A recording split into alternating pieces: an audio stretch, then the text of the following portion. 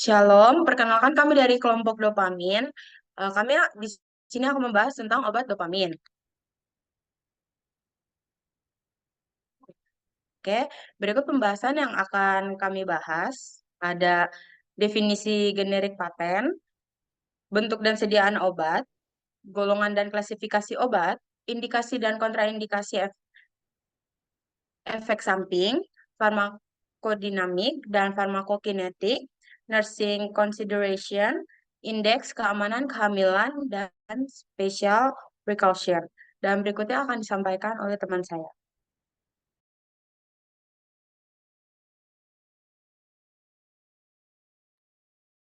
Baik, yang pertama itu definisi. Definisi dari dopamin. Dopamin sendiri merupakan obat yang bekerja meningkatkan kekuatan pemompaan jantung dan meningkatkan aliran darah ke ginjal. Nah, dopamin itu digunakan untuk mengobati dan memperbaiki ketidakseimbangan hemodinamik pada kondisi tertentu, seperti mengalami shock yang dimana disebabkan oleh serangan jantung, trauma, pembedahan, gagal jantung, gagal ginjal, infark miokard, septikemia endotoksik, bedah jantung terbuka, dan dekompensasi jantung kronis.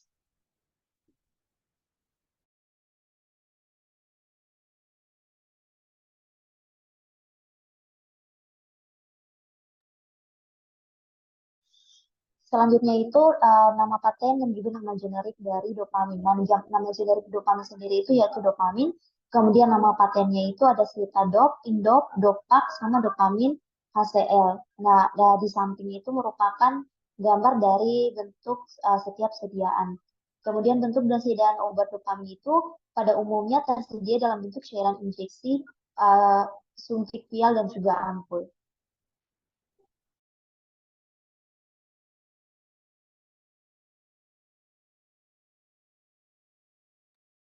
Selanjutnya, golongan dan klasifikasi obat. Dopamin tergolong obat keras dan pemberiannya harus disesuaikan dengan resep yang diberikan oleh dokter. Kemudian, dopamin termasuk obat adrenergic agonis atau biasa disebut simpatomimetik.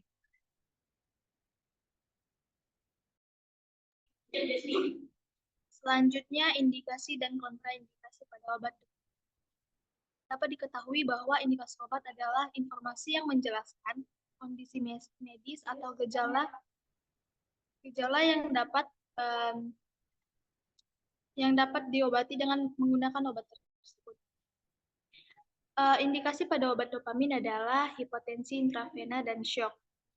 Pada dewasa, untuk mengoreksi ketidakseimbangan hemodinamik akibat MI, trauma, septikemia endotoksik, gagal ginjal, operasi jantung terbuka, dan dekompensasi jantung kronis pada CHP.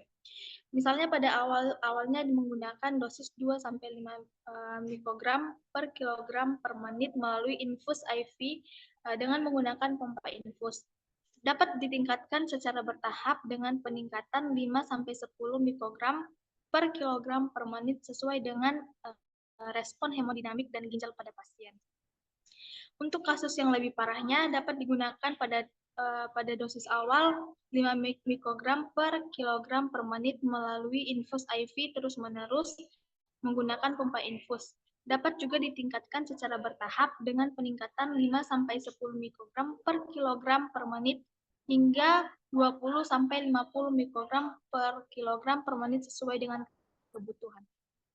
Dapat digunakan dosis pada awal 2-20 mikrogram per kilogram per menit melalui infus IV terus-menerus menggunakan pompa infus titrasi dosis secara bertahap sebanyak 5-10 mikrogram per kilogram per menit hingga respon optimal tercapai. Rekomendasi dosis mungkin berbeda antar negara atau pedoman lokal. Selanjutnya, kontraindikasi pada obat dopamin adalah faciochromositoma, hipertiroidisme, takhiaritmia atrium ventrikel yang tidak terkoreksi, atau fibrillasi ventrikel. Pengguna bersamaan dengan anestesi sikropropana dan hidrokarbon terhalogenas. Selanjutnya dijelaskan oleh teman saya. Baik, selanjutnya yaitu efek samping. Efek samping dari obat dopamin yang singkat yaitu penurunan tekanan nadi, hipotensi, nekrosis, dan pengelupasan jaringan di sekitarnya akibat ekstravasasi. Selanjutnya, gangguan jantung yang menyebabkan nyeri angina, detak jantung etopik, takikardia, palpitasi, bradikardia, dan kelainan konduksi jantung. Efek selanjutnya yaitu gangguan mata yang menyebabkan mitriasis, yaitu pupil yang melebar, yang dapat terjadi secara normal, atau tanggapan terhadap trauma, sakit, atau obat. Selanjutnya, gangguan gastrointestinal menyebabkan mual dan muntah. Efek selanjutnya yaitu pemeriksaan penunjang menyebabkan kompleks QRS melebar. Kompleks QRS adalah kombinasi dari 3 defleksi grafis yang terlihat pada elektrokardiogram atau EKG. Gelombang QRS ini yang melebar menandakan fungsi ventrikel yang terganggu dan wajar ditemukan pada kondisi gagal jantung. Selanjutnya yaitu efek gangguan sistem saraf menyebabkan sakit kepala, gangguan kejiwaan menyebabkan kecemasan. Selanjutnya gangguan ginjal dan saluran kemih menyebabkan azotemia. Selanjutnya gangguan pernafasan, toraks dan mediastinum menyebabkan dyspnea. Selanjutnya kelainan kulit dan jaringan subkutan menyebabkan piloereksi. Efek selanjutnya yaitu gangguan pembuluh darah menyebabkan hipertensi dan vasokonstriksi. Efek samping dari dopamin ini juga dapat berpotensi fatal, yaitu menyebabkan gangren pada ekstremitas. Gangren adalah jaringan mati yang disebabkan kurangnya aliran darah. Kematian jaringan sering terjadi pada anggota tubuh atau kulit karena kehilangan suplai darah. Kondisi ini sering mempengaruhi jari kaki, jari tangan, dan anggota badan. Juga dapat mempengaruhi otot dan organ. Ini terjadi pada pengguna terutama pada dosis tinggi dalam waktu jangka yang lama atau dosis rendah pada pasien dengan penyakit pembuluh darah oklusif. Selanjutnya dilanjutkan oleh teman saya. Baik, sekarang saya akan menjelaskan mengenai farmakodinamik. Farmakodinamik dari dopamin tergolong unik. Pada dosis rendah, dopamin bekerja pada reseptor dopamin energik D1 dan D2. Ketika diaktifkan, reseptor D1 memberikan efek vasodilatasi pada otot polos pembuluh darah tertentu, terutama ginjal, otak, mesenterium, dan pembuluh koroner, sehingga hal ini meningkatkan aliran darah ke organ yang mengalami vaskularisasi. Akibatnya, aliran darah ginjal meningkat sehingga menyebabkan diuresis dan natriuresis. Kemudian untuk reseptor D2, bekerja pada saraf simpatis pasca sinaps presinaptik, sehingga aktivasi reseptor ini menghambat pelepasan norepinefrin di terminal saraf simpatis. Selain itu, pada dosis sedang, dopamin juga mengaktifkan reseptor beta-1 adrenergik. Reseptor adrenergik beta-1 didistribusikan di jantung dan sel-sel dekat glomerul. Pengikatan dengan dopamin menyebabkan pelepasan norepinefrin dan menghambat pengambilan kembali norepinefrin di terminal saraf simpatik presinaptik. Hal ini mengakibatkan kontraktilitas jantung meningkat, denyut nadi meningkat akibat rangsangan langsung pada externos, dan impuls listrik jantung meningkat sehingga meningkatkan curah jantung. Kemudian untuk dosis tinggi, dopamin akan menstimulasi reseptor alfa-1 adrenergik karena reseptor alfa-1 tersebar luas di otot polos pembuluh darah, yang efek utamanya adalah vasokonstriksi. Dopamin sering digunakan sebagai pengobatan garda pertama untuk hipotensi dan syok karena peningkatan resistensi pembuluh darah akibat dopamin dapat meningkatkan tekanan darah. Bahkan pada dosis yang lebih tinggi, efek dari vasokonstriktor dopamin menjadi dominan dan dapat membalikan efek vasodilator ginjal dan mesenterika dari stimulasi dopaminergik. Lanjut. Kemudian farmakokinetik. Farmakokinetik dopamin memiliki onset dan durasi kerja yang cepat, didistribusikan secara luas ke seluruh tubuh, dan dimetabolisme di ginjal, plasma, dan hati oleh zat antara penghambat monomin oksidase, itu diekspresikan dalam urin sebagai metabolit tidak aktif. Pertama, dalam farmakokinetik yaitu penyerapan. Karena dopamin tidak aktif bila diberikan secara oral, biasanya dopamin diberikan secara intravena. Dengan pemberian jenis ini, dopamin akan lebih cepat diserap oleh tubuh, sehingga timbulnya kerja dopamin terjadi relatif cepat. Biasanya 5 menit setelah pemberian intravena, waktu paru plasma kurang lebih 2 menit, dan lama kerjanya akan memakan waktu lama. Jika pasien menggunakan inhibitor, monoamine oksidase, dopamin memiliki waktu kerja yang lebih lama hingga 1 jam. Kemudian untuk distribusi, meskipun dopamin didistribusikan secara luas dalam tubuh, dopamin ternyata tidak mampu melewati sawar darah secara signifikan. Kemudian selanjutnya untuk metabolisme, dopamin di metabolisme menjadi bentuk tidak aktifnya oleh monoamine oksidase dan katekol O-metiltransferase di hati, ginjal, dan bahkan plasma. Bentuk metabolit dopamin adalah asam homofanilat dan asam 3,4 hidroksifenilasetat. Sebagian kecil dopamin, mungkin sekitar 25%, digunakan oleh ujung saraf simpatis dan dihidroksilasi menjadi norepinefrin. Yang terakhir yaitu eliminasi. Dalam waktu 24 jam, diperkirakan sekitar 80% obat diekspresikan melalui urin dalam bentuk metabolit. Baik, selanjutnya akan dijelaskan oleh teman saya. Baik, kemudian saya akan menjelaskan dosis dan cara pemberian dopamin. Dosis untuk dewasa dibagi atas 3, yaitu dosis rendah, dosis sedang, dan dosis tinggi. Dosis rendah atau inotropik dapat digunakan 2-5 mikrogram per menit dan digunakan untuk meningkatkan curah jantung dan berfungsi jaringan. Kemudian dosis sedang atau chronotropik digunakan 5-10 mikrogram per menit. Digunakan untuk efek beta adrenergik yang meningkatkan denyut jantung dan kontraktilitas miokard.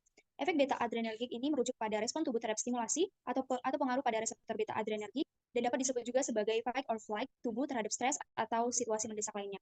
Reseptor ini dapat ditemukan di permukaan sel-sel target di berbagai organ dan jaringan di dalam tubuh. Kemudian yang ketiga, dosis tinggi atau vasopresor dapat digunakan 10-20 mikrogram per menit dan digunakan untuk efek alfa adrenergik yang menyebabkan vasokonstriksi dan peningkatan tekanan darah. Efek alfa adrenergik ini merujuk pada respon tubuh terhadap stimulasi atau pengaruh pada reseptor alfa adrenergik, dan reseptor ini juga terdapat di permukaan sel-sel target di berbagai organ dan jaringan dalam tubuh. Efek ini terlibat dalam respon fisiologis tubuh yang berhubungan dengan regulasi aliran darah, fungsi pencernaan, regulasi suhu, dan reaksi stres. Dan untuk pediatrik, dosis awal biasanya digunakan 1-5 mikrogram per menit dengan titrasi hingga respon yang diinginkan tercapai. Dosis infus atau IV pada shock 1-5 mikrogram per menit, pada dekompensasi semula 0,5-1 mikrogram per menit, kemudian secara bertahap dinaikkan sampai dosis pemeliharaan 20 mikrogram per menit. Cara pemberian ada dua, yaitu intravena dan monitoring. Pada intravena, dopamin diberikan melalui infus intravena dengan kontrol ketat. Infus harus dilakukan menggunakan alat kontrol infus untuk memastikan titrasi yang akurat sesuai dengan respon pasien. Yang kedua, monitoring. Pemantauan ketat terhadap tekanan darah, denyut jantung, dan output urin sangat penting selama pemberian dopamin untuk menilai efektivitas dan menghindari efek samping seperti aritmia atau hipertensi yang berlebihan. Kemudian akan disambung oleh teman.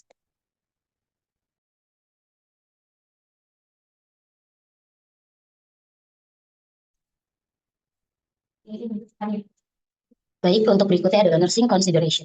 Langkah ini yang harus diambil adalah pertama, pantau hemodinamik pasien secara ketat, baik tekanan darah, SDM, EKG, CVP, PaOP jika tersedia. Dapatkan parameter untuk nilai hemodinamik, titrasi untuk mendapatkan tekanan darah yang sesuai, yakni vasokonstriktor yang lebih kuat mungkin lebih diperlukan.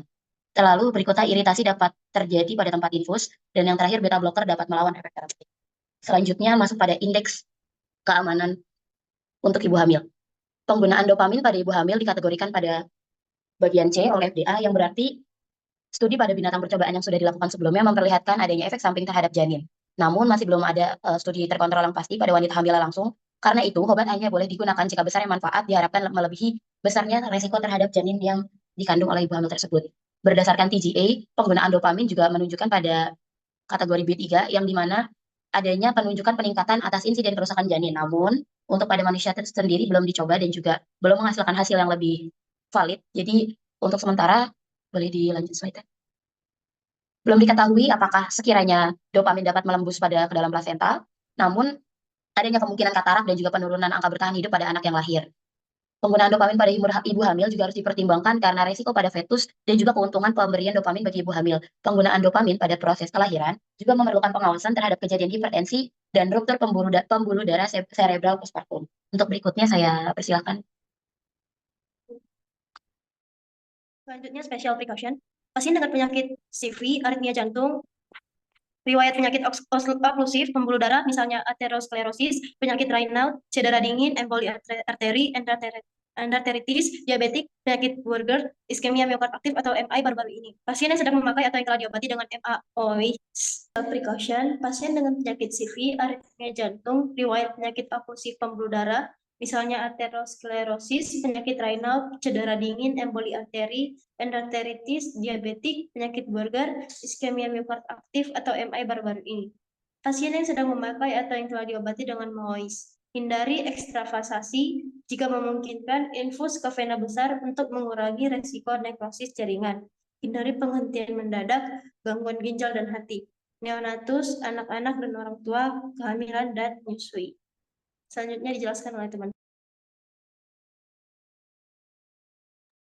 Ya, baik. Berikut dari referensi dari topik kami. Sekian dari kami, kelompok dopamin. Terima kasih.